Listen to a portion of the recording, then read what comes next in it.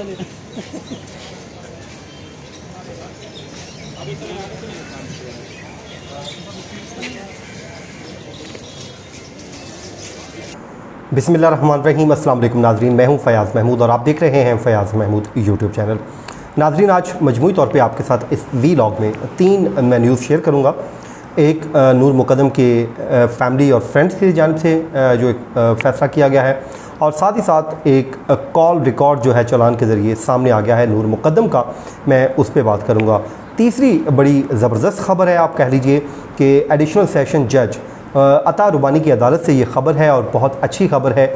मुल्ज़िम को जेल में सड़ने के लिए रखा गया है, यानी कि ज़मानत की दरख्वास्त मुस्तरद कर दी है।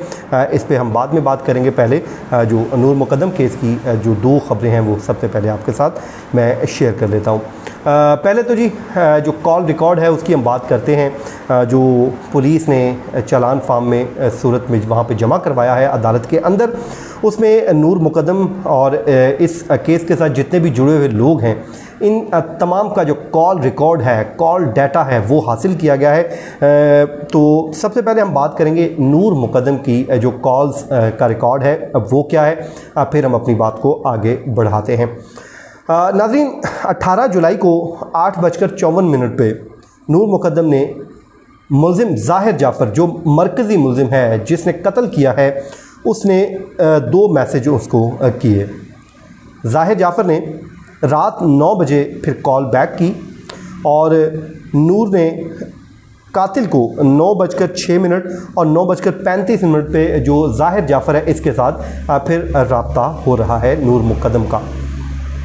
18 जुलाई की ही रात को फिर जो उस टाइम नूर मुक़द्दम की लोकेशन आती है वो अब्बास प्लाज़ा है, और वो वही लोकेशन बनती है जो उसके आसपास जो घर की बनती है। फिर 19 जुलाई को रात 1:01 पर नूर मुक़द्दम F7 की जो लोकेशन है, F74 जहाँ पे ये घर है जाफ़र फैमिली का, वो उस लोकेशन उसकी वहाँ पे लोकेशन आ रही है। अपने जो वालिद के साथ उनकी अगर हम कहें कि जो कॉल पे बात हुई है वो 16 जुलाई को बनती है। शौकत मुक़द्दम ने नूर मुक़द्दम को कॉल की हुई है। इस रिकॉर्ड के मुताबिक 16 जुलाई को शाम 4:30 बजे शौकत मुक़द्दम को ये आखिरी कॉल हुई, और ये नूर मुक़द्दम की फिर 2 कॉल्स आती हैं। 18 जुलाई को एक कॉल आई और फिर 4 सुबह जो उसके बाद 4 मैसेज भी उन्होंने किए 18 जुलाई को, यानी कि उनके मोबाइल का मैं डाटा आपके साथ शेयर कर रहा हूँ कि नूर मुक़द्दम ने इस पे किया। इस पर साकिब बशीर साहब ने बड़ी एक डिटेल वीडियो की है, मैं बड़ा शॉर्टली आपको जा रहा हूँ। तो उस पर जो है 8 कॉल्स आई हैं इनकी। 19 जुलाई को नूर मुक़द्दम ने फिर 10 कॉल की, यानी कि नूर मुक़द्दम के जो मोबाइल पे 10 कॉल्स हैं, जिसमें से 8 कॉल्स उन्हें आईं, 2 कॉल उन्हें जो हैं वो की हुई हैं, और 3 मैसेजेस भी आए, 3 मैसेजेस भी उस दिन आए हुए हैं। उसके बाद 20 जुलाई को नूर मुक़द्दम को 18 कॉल्स आई। ये वो दिन है जिस दिन उस बेचारी नूर मुक़द्दम साहिबा को बेदर्दी से कत्ल कर दिया गया, और ये उसकी ज़िंदगी का आखिरी दिन था। उस दिन उन्हें 18 कॉल्स होती हैं उनके मोबाइल पे, और 2 कॉल्स उन 18 कॉलों में से उनके मोबाइल से की भी गई। ये मजमूई तौर पे मैं डाटा आपके साथ शेयर कर रहा हूँ। फिर नूर मुक़द्दम ने 20 जुलाई को दिन 10:43 पर आखिरी कॉल की, और ये 3 मिनट दुरानिये की कॉल थी। उसके बाद जी 20 जुलाई को रात 1:16 पे जो कॉल हो रही है 1:16 से लेकर 5:48 तक जो मोबाइल है उनका बिल्कुल खामोश रहा। उस दौरान कोई उस पर ना कॉल आई ना कोई मैसेज आया। फिर आखिरी कॉल वो 10:43 पर हुई। 20 जुलाई को ज़ाकिर जाफ़र ने शौकत मुक़द्दम साहब को दिन 1:05 पर कॉल की, जो 2:02 पर ख़त्म हुई, यानी कि 11 मिनट के दुरानिये की ये बड़ी इंपॉर्टेंट कॉल है। ज़ाकिर जाफ़र कौन है? ये ज़ाहिर जाफ़र के जो वालिद है, जो मुल्ज़िम है, शरीक मुल्ज़िम है, इन दोनों की कॉल हो रही है 20 जुलाई को दिन 1:51 पर शुरू होती है, जो 2:02 पे ख़त्म हो जाती है। बड़ी इंपॉर्टेंट कॉल है, ये उस हवाले से कहा जा रहा है। जबकि बाप और बेटी की 16 जुलाई को आखिरी बात हुई थी कॉल के ज़रिए। फिर 20 जुलाई को रात 12:44 को शौकत मुक़द्दम का आखिरी मैसेज भी आया हुआ है।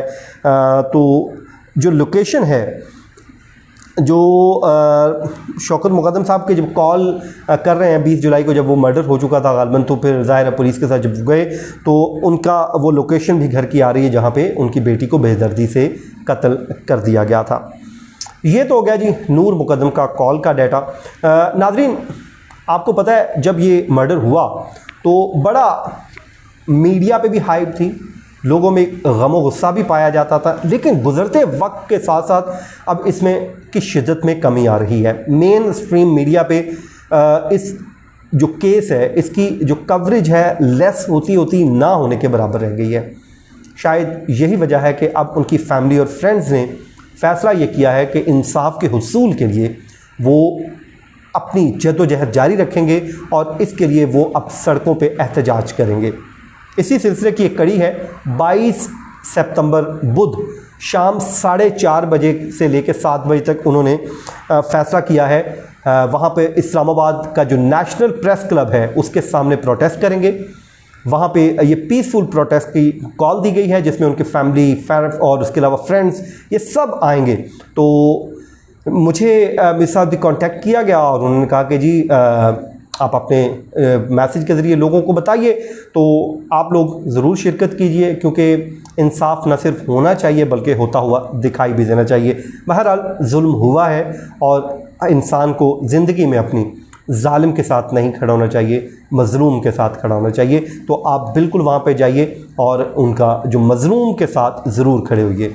ये इंसान की ज़िंदगी में मौके बार बार नहीं आते, तो अल्लाह ताला ने अगर आपको मौका दिया है तो जालिम के साथ कम अज़ कम खड़े ना होइए, मज़लूम के साथ खड़े होइए।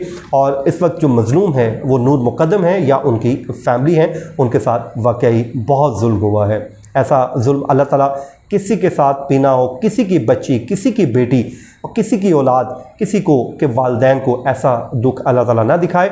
और मेरी दुआ है अल्लाह ताला हमारी माँओं, बहनों, बेटियों, बच्चियों सब की जो इज़्ज़तें हैं वो महफूज रखे, आमीन। अच्छा, इसके अलावा नाज़रीन जो अगली ख़बर है वो बड़ी ज़बरदस्त ख़बर है। E11 वाक़या उस्मान मिर्ज़ा केस, आपको याद है, इसमें एक शख्स है मुहिब खान बंगश।